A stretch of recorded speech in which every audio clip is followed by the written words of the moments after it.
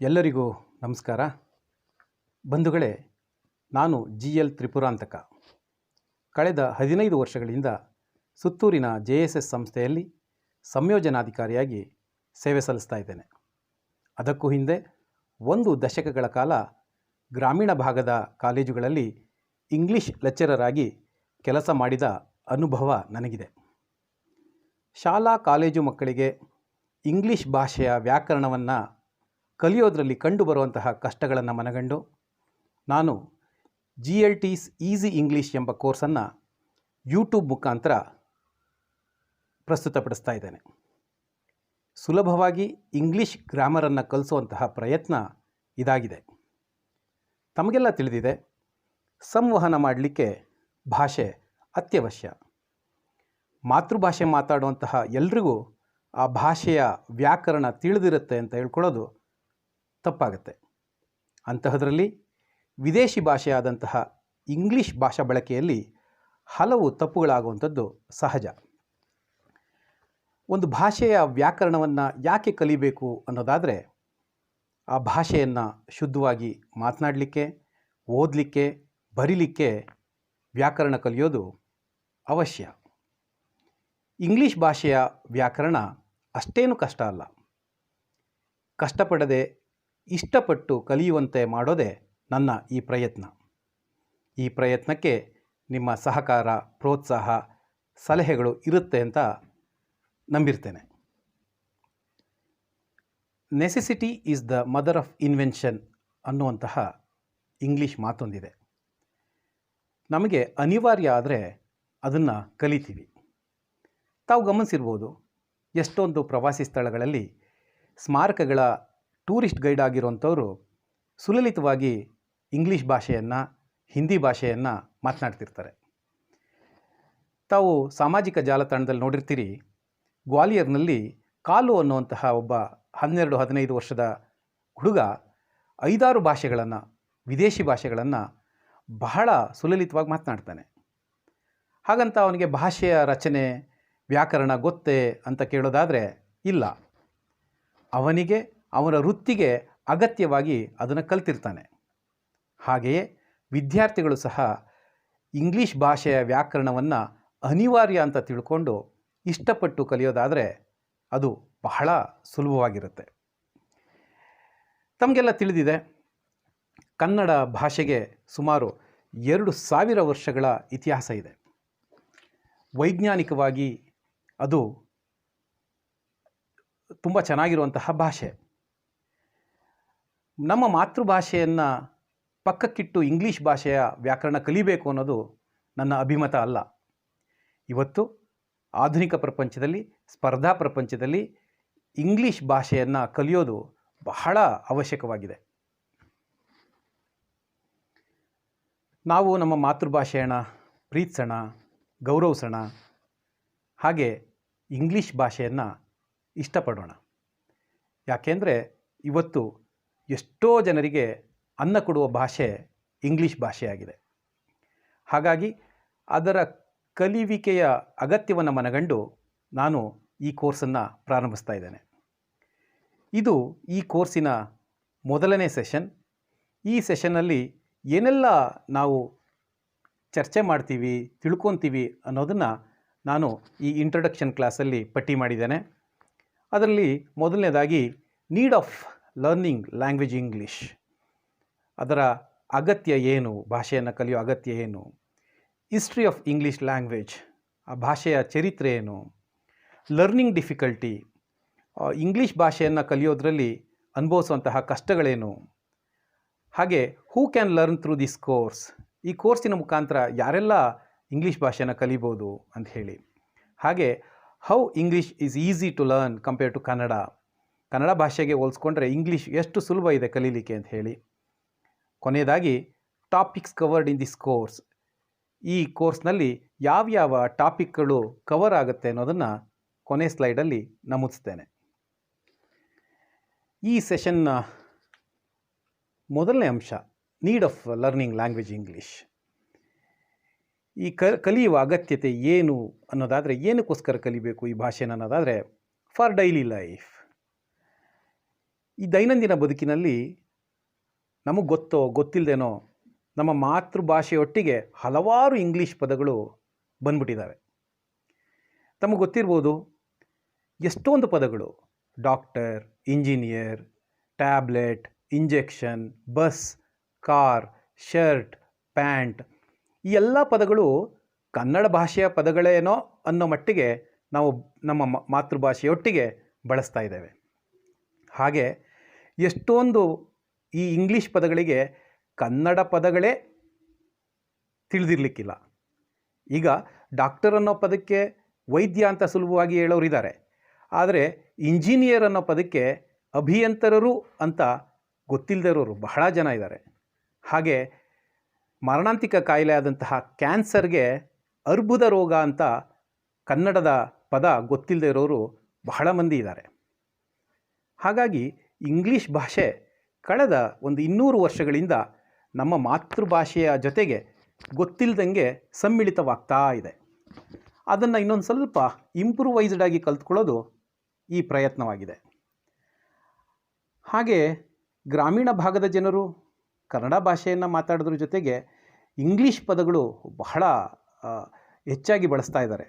ಅದು ಮಾಧ್ಯಮಗಳ, ಸಿನಿಮಾಗಳ ಪ್ರಭಾವ ಇದ್ದರೂ ಇರಬಹುದು.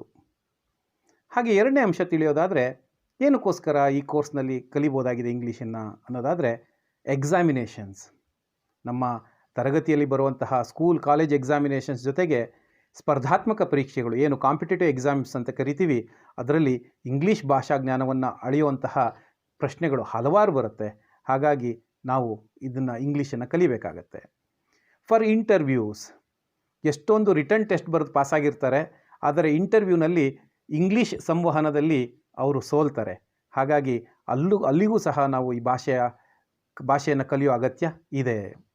ಫಾರ್ ಯೂಸಿಂಗ್ ಸೋಷಿಯಲ್ ಮೀಡಿಯಾಸ್, ನಿಮಗೆ ಗೊತ್ತಿದೆ ಇವತ್ತು ಸುಮಾರು ಜನ ಆ್ಯಂಡ್ರಾಯ್ಡ್ ಫೋನ್ಗಳನ್ನು ಬಳಸ್ತಾರೆ, ಮೊಬೈಲ್ ಫೋನ್ಗಳನ್ನು ಬಳಸ್ತಾರೆ. ಅದರಲ್ಲಿ ಸಾಮಾಜಿಕ ಜಾಲತಾಣಗಳಲ್ಲಿ ಹಲವಾರು ಅಭಿಪ್ರಾಯಗಳನ್ನು ತಿಳಿಸ್ತಾರೆ.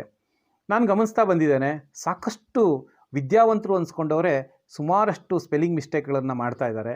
ಹಾಗಾಗಿ ಅದನ್ನು ಸರಿಯಾಗಿ ತಿಳಿದು ದಾಖಲಿಸಲಿಕ್ಕೆ, ನಮೂದಿಸಲಿಕ್ಕೆ ನಾವು ಈ ಇಂಗ್ಲೀಷನ್ನು ಕಲಿಬೇಕಾಗತ್ತೆ. ಹಾಗೆ to interact with other state or country people, ಬೇರೆ ದೇಶದ ಜನರ ಜೊತೆ ಸಂವಹನ ಮಾಡಲಿಕ್ಕೆ ನಮಗೆ ಇಂಗ್ಲೀಷ್ ಭಾಷೆ ಅನಿವಾರ್ಯವಾಗಿ ಬೇಕಾಗಿದೆ. History of English language, English ಭಾಷೆಯ ಇತಿಹಾಸವನ್ನು ತಿಳಿಲಿಕ್ಕೆ ಹೋದರೆ ಇಲ್ಲಿ 5ನೇ ಸೆಂಚುರಿಯಲ್ಲೇ ಇಂಗ್ಲೀಷ್ ಹುಟ್ಟು, ಆದರೆ ಅದು ಜಗತ್ತಿನಾದ್ಯಂತ ಪ್ರಚಲಿತ ಆಗಿದ್ದು ಕಳೆದ 5 ಶತಮಾನಗಳಲ್ಲಿ. ತಮಗೆಲ್ಲ ತಿಳಿದಿದೆ ಯಾಕೆ ಇಂಗ್ಲೀಷ್ ಭಾಷೆ ಇವತ್ತು ಅಂತಾರಾಷ್ಟ್ರೀಯ ಭಾಷೆಯಾಗಿದೆ, ಜಗತ್ತಿನಾದ್ಯಂತ ಇಂಗ್ಲೀಷ್ ಭಾಷೆಯನ್ನು ಮಾತನಾಡೋರು ಇದ್ದಾರೆ, ನಾವು ನೋಡ್ತಾ ಇದ್ದೀವಿ ಅನ್ನೋದಾದರೆ, ಬ್ರಿಟಿಷರು ಪ್ರಪಂಚದ ಹಲವಾರು ದೇಶಗಳಲ್ಲಿ ವಸಾಹತುಗಳನ್ನು ಸ್ಥಾಪನೆ ಮಾಡಲಾಗಿ ಇಂಗ್ಲೀಷ್ ಭಾಷೆಯ ಬಿತ್ತನೆಯನ್ನು ಮಾಡಿ ಬರ್ತಾರೆ. ಹಾಗಾಗಿ ಹಲವಾರು ರಾಷ್ಟ್ರಗಳಲ್ಲಿ ಇಂಗ್ಲೀಷ್ ಭಾಷೆ ಪ್ರಚಲಿತವಾಗಿದೆ. ಅನೇಕ ರಾಷ್ಟ್ರಗಳಲ್ಲಿ ಮಾತೃಭಾಷೆಯಾಗಿ ಇಂಗ್ಲೀಷ್ ರೂಪುಗೊಂಡಿದೆ. ಭಾರತ ದೇಶದಲ್ಲೂ ಬ್ರಿಟಿಷರ ಪ್ರಭಾವದಿಂದ ಇಂಗ್ಲೀಷ್ ಪರಿಚಿತವಾಯಿತು. ಹಾಗಾಗಿ ಇವತ್ತು ಇಂಗ್ಲೀಷ್ ಭಾಷೆಯ ಪ್ರಭಾವದಿಂದ ಅನೇಕ ಸಂಶೋಧನೆಗಳು ಸಹ ನಡೆದಿದ್ದಾವೆ. ಹಾಗೆ ಈ ಭಾಷಾ ಪ್ರೀತಿಯಿಂದ ಅನೇಕರು ಜಗದ್ವಿಖ್ಯಾತಿ ಪಡೆದಿದ್ದಾರೆ. ಹಾಗೆ ಇಂಗ್ಲೀಷ್ ಭಾಷೆ ಮೂಲಭೂತವಾಗಿ ಬಹಳ ಸಶಕ್ತವಾಗಿದೆಯಾ ಅನ್ನೋದಾದರೆ, ಅದು ಎಷ್ಟೇ ಸಶಕ್ತವಾಗಿದ್ದರೂ ಸಹ ಹಲವಾರು ಭಾಷೆಯ ಪ್ರಭಾವಕ್ಕೆ ಒಳಗಾಗಿದೆ. ಹೇಗೆ ಅನ್ನೋದಾದರೆ, Greek, Latin, French, Spanish, Arabic, ಹೀಗೆ ಹಲವಾರು ಭಾಷೆಗಳಿಂದ ಅದು ನೂರಾರು ಸಾವಿರಾರು ಪದಗಳನ್ನು ಎರವಲು ಪಡೆದಿದೆ. ತಮಗೆಲ್ಲ ತಿಳಿದಿದೆ, ಟೀ ಅನ್ನೋ ಪದ ಚೈನೀಸ್ ಭಾಷೆಯಿಂದ ಇಂಗ್ಲೀಷ್ ಭಾಷೆಗೆ ಸೇರಿಕೊಂಡಿದೆ. ಹಾಗೆ ಸಂಸ್ಕೃತ ಭಾಷೆಯ ಕೆಲವು ಪದಗಳು ಸಹ ಇಂಗ್ಲೀಷ್ ಭಾಷೆಯಲ್ಲಿ ಸೇರಿಕೊಂಡಿದೆ. ಉದಾಹರಣೆಗೆ ಅಲ್ಲಿ ಕರ್ಮ ಅಂತ ಬರುತ್ತೆ, ಶಾಂತಿ ಅಂತ ಬರುತ್ತೆ, ಸ್ವಸ್ತಿಕ್ ಅಂತ ಬರುತ್ತೆ. ಇವೆಲ್ಲ ಸಂಸ್ಕೃತ ಭಾಷೆಯಿಂದ ಇಂಗ್ಲೀಷ್ ಭಾಷೆಗೆ ಸೇರಿರುವಂತಹ ಪದಗಳು. ಈ ಥರ ಸ್ಕೂಲ್, ಚರ್ಚ್, ಈ ಥರದ್ದೆಲ್ಲ ಪದಗಳು ಬೇರೆ ಬೇರೆ ಭಾಷೆಗಳಿಂದ ಇಂಗ್ಲೀಷ್ ಭಾಷೆಗೆ ಬಂದು ಇಂಗ್ಲೀಷ್ ಭಾಷೆ ಶ್ರೀಮಂತಗೊಂಡಿದೆ. ಆ ಕಾರಣಕ್ಕೆ ಇದು ಇವತ್ತು ಪ್ರಪಂಚದಾದ್ಯಂತ ಯಾಕೆ ಇದು ಪ್ರಚಲಿತವಾಗಿ ಜನಪ್ರಿಯತೆಯನ್ನು ಹೊಂದಿದೆ ಅನ್ನೋದಾದರೆ ಅದು ಎಲ್ಲ ಭಾಷೆಗೆ ಮುಕ್ತ ಅವಕಾಶವನ್ನು ಕೊಟ್ಟಿದೆ. ಹಾಗಾಗಿ ಇಂಗ್ಲೀಷ್ ಭಾಷೆ ಇವತ್ತು ಅಂತಾರಾಷ್ಟ್ರೀಯ ಭಾಷೆಯಾಗಿ ರೂಪುಗೊಂಡಿದೆ, ಎಲ್ಲರೂ ಇಷ್ಟಪಡೋ ಭಾಷೆಯಾಗಿ ರೂಪುಗೊಂಡಿದೆ. ನೆಕ್ಸ್ಟ್ ಟಾಪಿಕ್, ಲರ್ನಿಂಗ್ ಡಿಫಿಕಲ್ಟಿ, ಕಲಿಕೆಯಲ್ಲಿ ಎದುರಿಸುವ ಕಷ್ಟಗಳು. ಯಾಕೆ ಈ ಭಾಷೆ ಕಲೀಲಿಕ್ಕೆ ಕಷ್ಟ ಆಗುತ್ತೆ ಅನ್ನೋದಾದರೆ, ಮೊದಲನೇದಾಗಿ ಇದು ವಿದೇಶಿ ಭಾಷೆ. ನಮ್ಮ ಮನಸ್ಸಿನಲ್ಲೇ ಬರುತ್ತೆ ಇದು ಅನ್ಯರ ಭಾಷೆ. ಆ ಕಾರಣಕ್ಕೆ we find it is very difficult to learn. Next, misconception about the language. ಈ ಭಾಷೆ ಬಗ್ಗೆ ನಮಗೆ ತಪ್ಪು ತಿಳುವಳಿಕೆ ಇದೆ. ಏನೆಲ್ಲ ಇದೆ? ಇದು ಶಾಸ್ತ್ರೀಯವಾಗಿ ಸರಿ ಇಲ್ಲ, ಅಷ್ಟೊಂದು ಇತಿಹಾಸವನ್ನು ಹೊಂದಿಲ್ಲ ಅನ್ನೋದೆಲ್ಲ ತಪ್ಪು ತಿಳುವಳಿಕೆಗಳು ಈ ಭಾಷೆ ಬಗ್ಗೆ ಇದೆ. ಹಾಗೆ ಈ ಭಾಷೆಯಲ್ಲಿ ಕೆಲವು ವೈರುಧ್ಯಗಳಿದ್ದಾವೆ, ದ್ವಂದ್ವಗಳಿದ್ದಾವೆ. ಉದಾಹರಣೆಗೆ, there is no correlation between spelling and pronunciation ಎನ್ನೋದಾದರೆ ಅಲ್ಲಿ ಬರೆಯುವಂತಹ ಕಾಗುಣಿತ ಹಾಗೂ ಉಚ್ಚಾರಣೆಗೆ ಬೇಕಾದಷ್ಟು ವ್ಯತ್ಯಾಸಗಳು ಹಲವಾರು ಪದಗಳಲ್ಲಿ ನಾವು ಗಮನಿಸ್ತಾ ಹೋಗ್ತೇವೆ. ಉದಾಹರಣೆಗೆ PUT ಪುಟ್ ಅಂತ ನಾವು ಉಚ್ಚಾರಣೆ ಮಾಡೋದಾದರೆ, CUT ವಿಚಾರಕ್ಕೆ ಬರೋದಾದರೆ ಆ ಪದದ ವಿಚಾರದಲ್ಲಿ CUT ಕುಟ್ ಅಂತ ಆಗಬೇಕು, ಆದರೆ CUT ಕಟ್ ಅನ್ನುವಂತಹ ಉಚ್ಚಾರಣೆ ಇದೆ. ಇದು ದ್ವಂದ್ವವನ್ನು ಮೂಡಿಸುತ್ತೆ. ಅಷ್ಟೇ ಅಲ್ಲ, ಇಂಗ್ಲೀಷ್ ಭಾಷೆಯಲ್ಲಿ ಮತ್ತೊಂದು ದ್ವಂದ್ವ ಕಾಡೋದು ಸೈಲೆಂಟ್ ಅನ್ನುವಂತಹ ಅಕ್ಷರಗಳು. ಉದಾಹರಣೆಗೆ ಡೌಟ್ ಅನ್ನೋ ಪದ ಬಹಳ ಡೌಟ್ಫುಲ್ ಆಗಿದೆ. ಅಲ್ಲಿ DOUBT ಅನ್ನೋ ಒಂದು ಸ್ಪೆಲ್ಲಿಂಗ್ ಇರುತ್ತೆ. ಬಿ ಬಹಳ ಅನವಶ್ಯಕ ಅಂತ ನಮಗೆ ಅನಿಸುತ್ತೆ. ಹಾಗೆ ಟಾಕ್, ವಾಕ್ ಅನ್ನೋ ಪದಗಳಲ್ಲಿ ಸೈಲೆಂಟ್ ಆಗಿರುತ್ತೆ. ಮತ್ತೊಂದು ವಿಶೇಷ ಏನು ಅಂದರೆ, ನಮ್ಮ ಮಕ್ಕಳಿಗೆ ಸೈಕಲ್ ಅನ್ನೋ ಪದಕ್ಕೆ ಸ್ಪೆಲ್ಲಿಂಗ್ ಗೊತ್ತಿರುತ್ತೆ. CYCLE ಅಂತ ಸುಲಭವಾಗಿ ಹೇಳ್ತಾರೆ.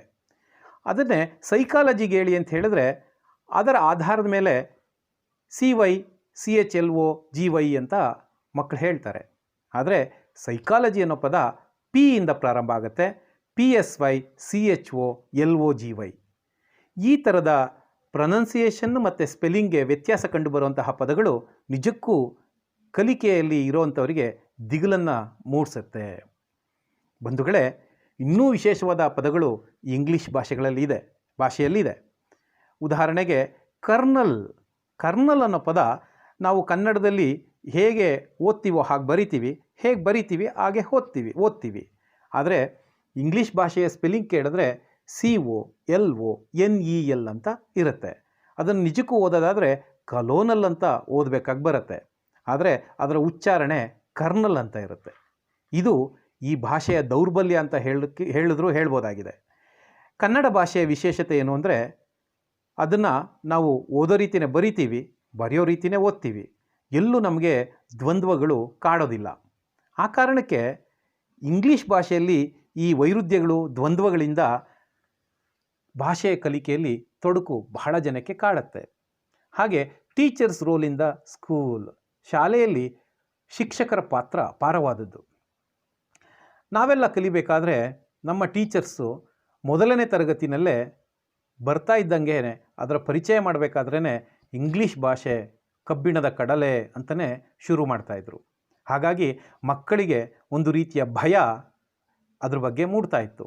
ಆ ಕಾರಣಕ್ಕೆ ಆ ಭಾಷೆಯನ್ನು ಪ್ರೀತಿಸಿ ಇಷ್ಟಪಟ್ಟು ಕಲಿಯೋದಕ್ಕಿಂತ ಹೆಚ್ಚಾಗಿ ಅದರಿಂದ ದೂರ ಉಳಿದವರೇ ಬಹಳ ಮಂದಿ. ಎಷ್ಟೋ ಜನ SSLCನಲ್ಲಿ ಬೇರೆಲ್ಲ ವಿಷಯಗಳಲ್ಲಿ ಅತ್ಯಂತ ಉತ್ತಮವಾದ ಅಂಕಗಳನ್ನು ಗಳಿಸಿದ್ರೂ ಇಂಗ್ಲೀಷ್ನಲ್ಲಿ ಫೇಲಾಗಿ ಅವರ ವಿದ್ಯಾಭ್ಯಾಸ ಮೊಟಕಾಗಿದ್ದು ಸಹ ಇದೆ. ಹಾಗಾಗಿ ಟೀಚರ್ಸ್ ಇಂಗ್ಲೀಷ್ ಭಾಷೆಯ ಕಲಿಕೆಯನ್ನು ಸುಲಭ ಮಾಡಿ ಮಕ್ಕಳು ಇಷ್ಟಪಡೋ ರೀತಿ ಮಾಡೋದು ಬಹಳ ಅಗತ್ಯವಾಗಿದೆ. ಹಾಗೆ less opportunity to use the language, ಈ ಭಾಷೆಯ ಬಳಕೆಯಲ್ಲಿ ನಮಗೆ ಕಡಿಮೆ ಅವಕಾಶ ಇರೋದು. ನಾವು ಉತ್ತಮವಾಗಿ ಕಲಿತರೂ ಸಹ ಅದರ ಬಳಕೆಯಲ್ಲಿ ನಾವು ಸೋಲ್ತೀವಿ. ತಾವು ಉದಾಹರಣೆಗೆ ಹೇಳೋದಾದರೆ, ತಾವೆಲ್ಲ ಕಾರನ್ನು ಸುಲಭವಾಗಿ ಕಲ್ತ್ಬಿಡ್ಬೋದು, ಅದಕ್ಕೆ ಲೈಸೆನ್ಸನ್ನು ಪಡಿಬೋದು. ಆದರೆ ವರ್ಷಗಳ ಕಾಲ ಕಾರನ್ನೇ ಓಡಿಸದೇ ಇದ್ದರೆ ಮುಂದೊಂದು ದಿನ ಕಾರನ್ನು ಓಡಿಸೋದು ಬಹಳ ಕಷ್ಟ ಆಗ್ಬೋದು.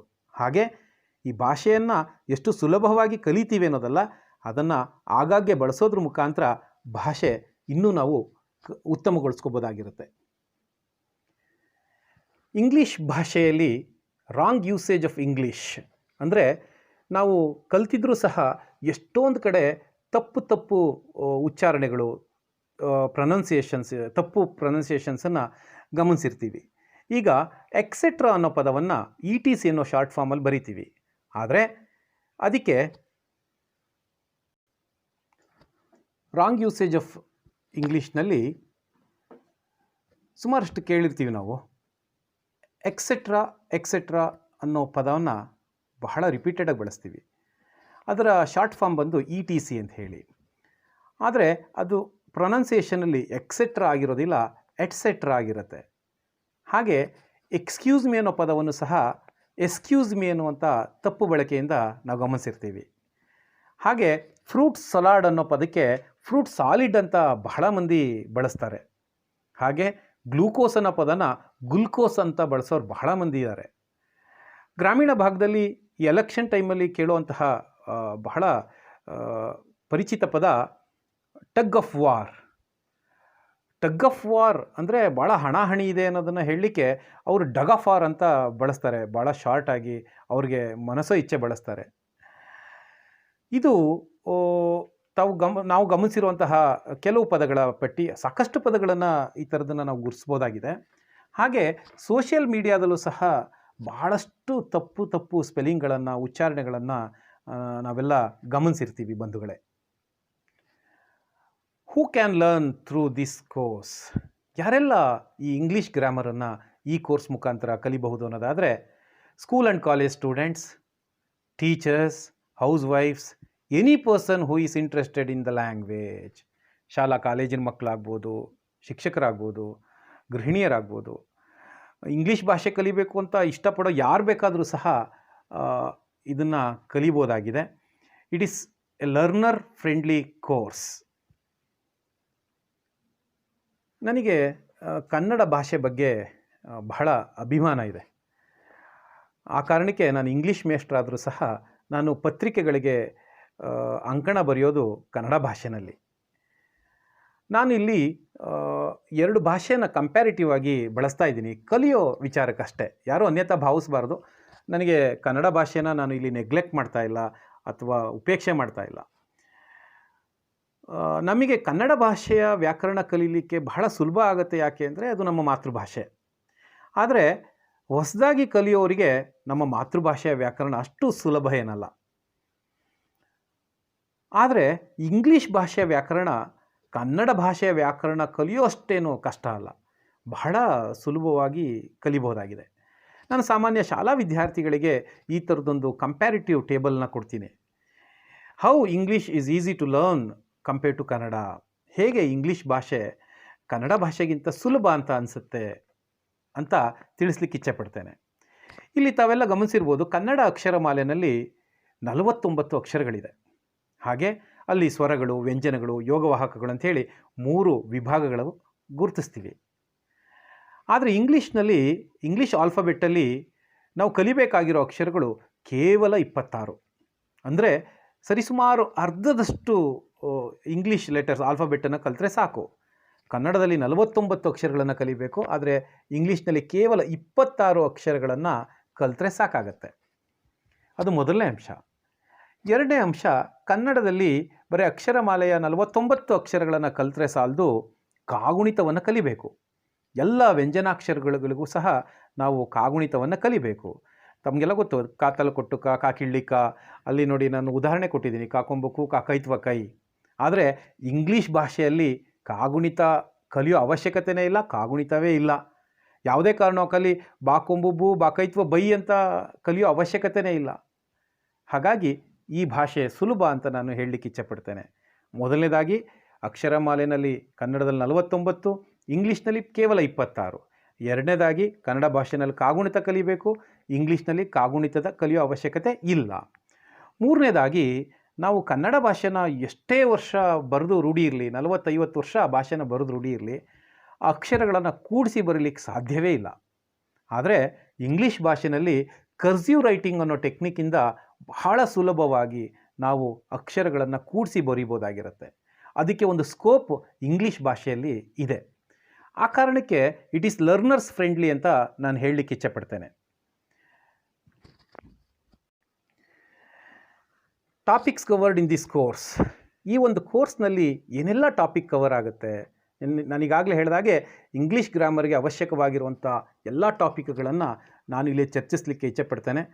ಮೊದಲನೇದಾಗಿ parts of speech, articles, prepositions, tenses, active and passive voice, reported speech, letter writing, ಕೊನೆಗೆ ಕಾಮನ್ ಎರರ್ಸ್, ನಾವು ಭಾಷೆಯ ಬಳಕೆಯಲ್ಲಿ ಮಾಡುವಂತಹ ಸಹಜ ತಪ್ಪುಗಳು, ಅದನ್ನು ಸರಿಯಾಗಿ ಬಳಸೋದು ಹೇಗೆ ಅನ್ನೋದ್ರ ಬಗ್ಗೆ ಎಲ್ಲದ್ರ ಬಗ್ಗೆ ಸುಮಾರು 10ರಿಂದ 15 ಸೆಷನ್ಸ್ಗಳನ್ನು ಬಳಸ್ಕೊಂಡು ಈ ಕೋರ್ಸನ್ನು ನಾನು ಮುಂದುವರಿಸ್ತೇನೆ.